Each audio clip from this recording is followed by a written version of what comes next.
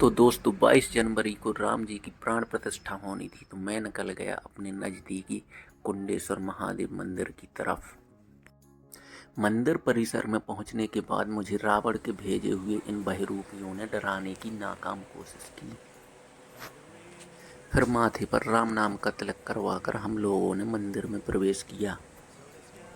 वही मंदिर परिसर में मोदी जी अयोध्या से लाइव भाषण दे रहे थे। फिर मैंने सायरन बजाकर महादेव को सूचित किया कि मैं दर्शन करने के लिए आ रहा हूँ। महादेव ने कहा आ जाओ। फिर भीड़ को चीरता हुआ मैं पहुंचा मंदिर के अंदर।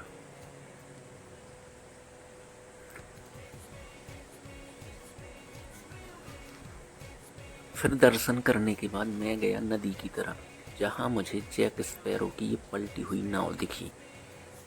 ठंड के मौसम में पाँव गीले ना हो इसलिए भाई साहब रेलिंग पर चलते हुए ब्रिज को पार कर रहे थे। वहीं मुझे एक खुद की ज़िंदगी से परेशान व्यक्ति नज़र आया, जो खुद को डस्टबिन में डालने की कोशिश कर रहा था।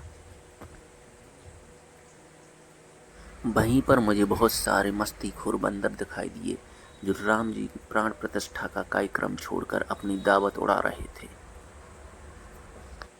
फिर मैं गया मेले की तरफ, जहाँ पर बहुत सारी महिलाएं खरीदारी करते हुए दिखाई दी। हालांकि उनका खरीदारी से उतना ही लेना देना था जितना कि विराट कोहली का टेबल टेनिस से। वहीं मेले में मुझे संजीवनी पर्वत दिखाई दिया, जिसमें सभी रोगों से लड़ने वाली संजीवनियाँ थीं। तो कल से मेडिकल कॉलेज का बायकॉट चालू। वहीं इन महिलाओं की किसी गंभीर मुद्दे पर चर्चा चल रही थी, तो इनको बिना डिस्टर्ब किए मैं आगे बढ़ गया। वहीं लोगों ने मुझे फिर से डराने की कोशिश की, लेकिन मुझ पर कोई असर नहीं हुआ। फिर मैं अपने सारथी के साथ अपने रथ पर सवार होकर लौटा घर की तरफ। धन्यवाद।